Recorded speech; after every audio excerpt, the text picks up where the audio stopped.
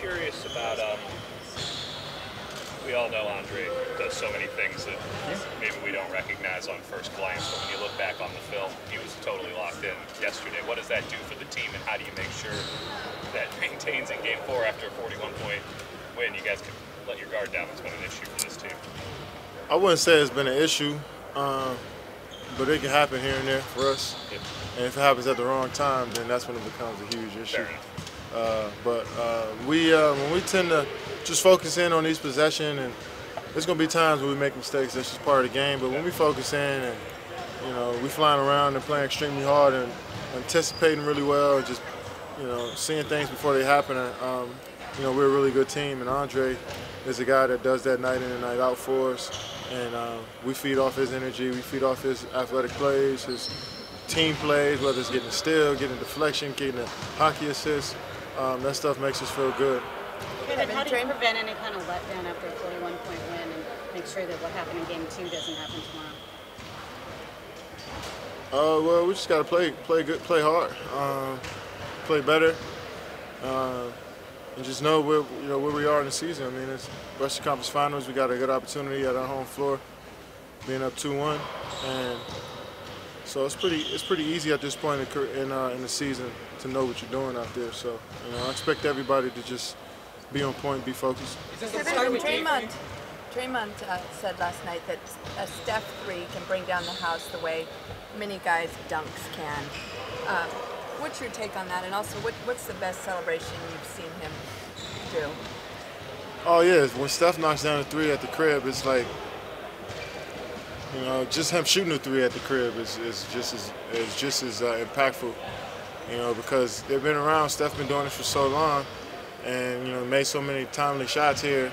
So many shots here, when he just go up to shoot, especially when it's open, you hear the crowd just roaring. And just that energy right there is good for us. We feed off of that as well. So it might not even be a make. It's just when he gets the shot up, so many people are excited about it. So that shows the love that the fans have for the game and for Steph in particular. And it just does so much for us at home.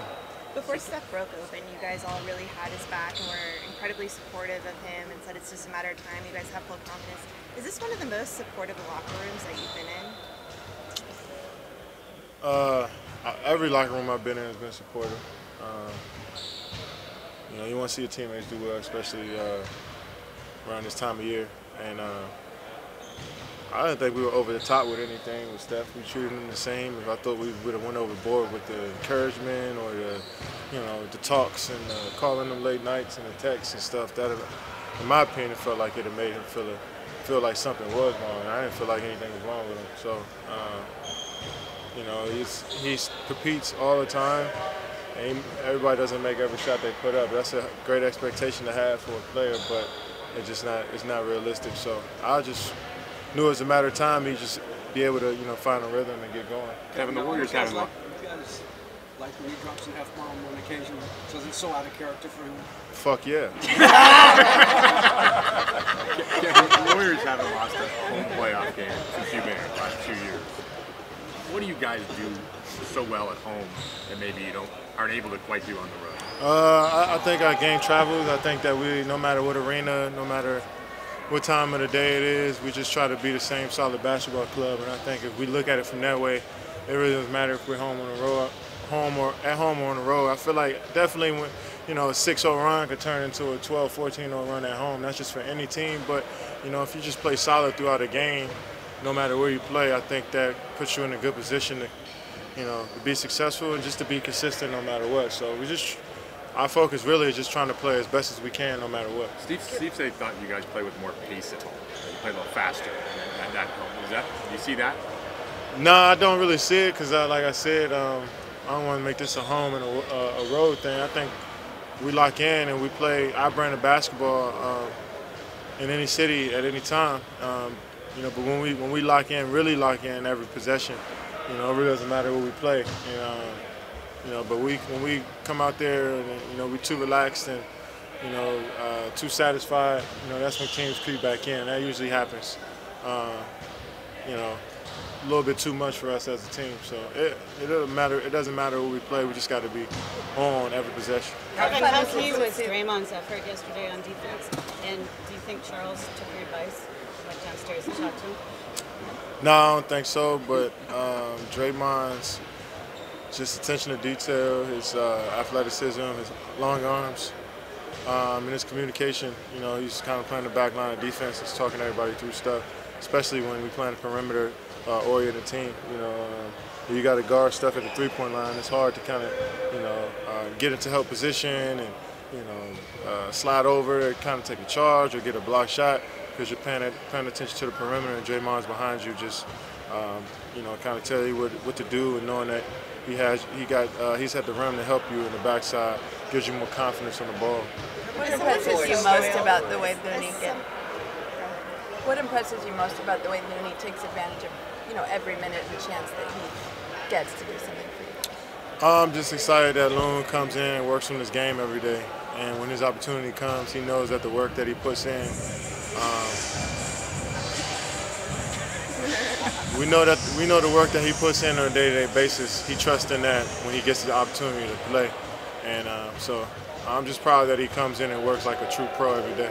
Kevin, this was a series that a lot of people expected to be. I mean, these are the two best teams in the Western Conference. Are you surprised that there hasn't been a game yet where the teams have played their best basketball, that they've been, you know, no games within single digits in this series? Well, I just think that yeah, that's kind of irritating.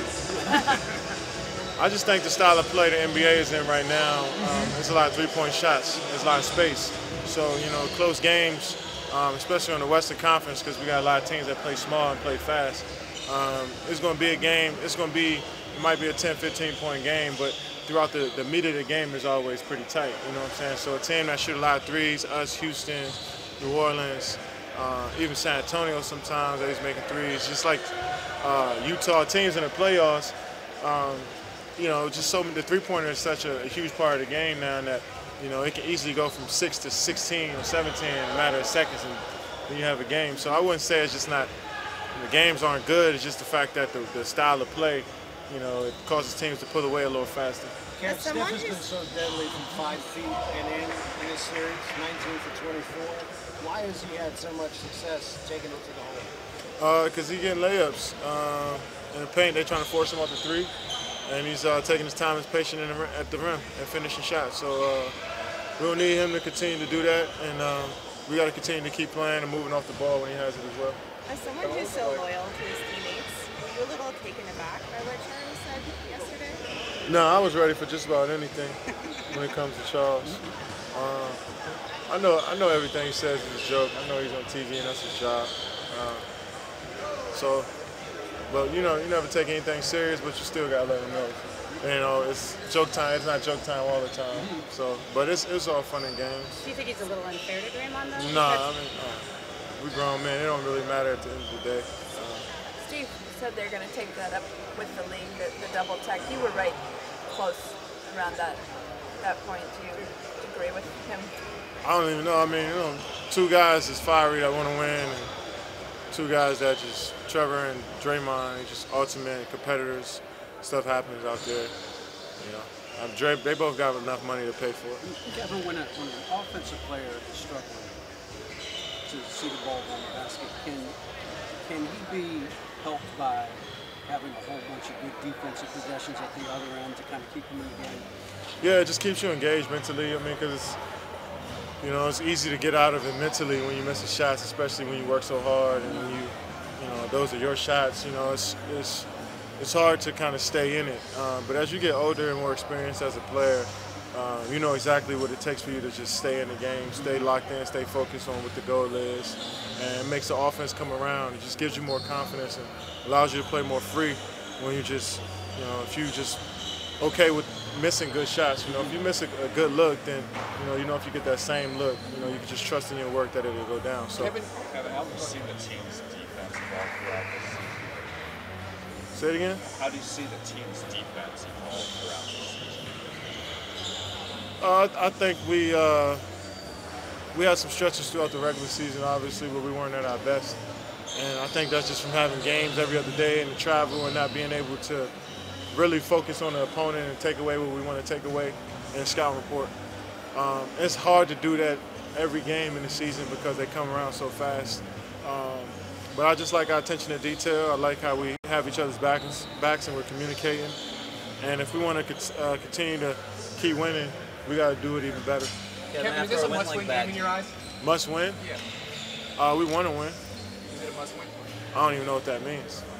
Kevin, after a win like that, when Steph's going and the crowd's going like that, is there a carryover effect into the practice after? Do you have a little bit of swagger after? I think everybody here has their own taste of swagger, I guess.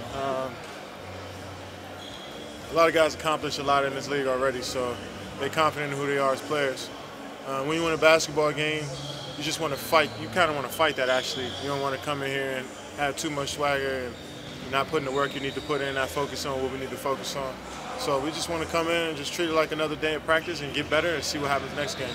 Steph said sometimes you have to be your own biggest fan out there if things aren't going exactly how you like. Do you take that same approach sometimes? Just, I'm going to do my thing regardless of how it's going? Yeah, I'm trying to be my own biggest fan at all times of the day. And be my realest fan as well. And I think I understand what Steph's saying with that because there's so much that goes into the game, and a lot of that is on relies on just confidence in yourself and your abilities and your hard work. So I feel like every player is a huge fan of what they do and know exactly what they do at the same time. Clay says he never hears Steph really curse at all or say anything along those lines. What does it mean when Steph unleashes an F-bomb like that? I heard him curse a couple times, so. But when he releases an F-bomb, I mean, of course I like it, you know, because that word is just an important word when you're playing basketball. You know, it means so much. But I just like his excitement for the game and his intensity, and our crowd feeds off of that, and we feed off our crowd. Why does it mean so much when you're playing basketball? Because you can just say "fuck" if you miss a shot, or "fuck yeah" when you make a layup. It just means so much. You ever shaking your booty like that? No, hell no. Okay.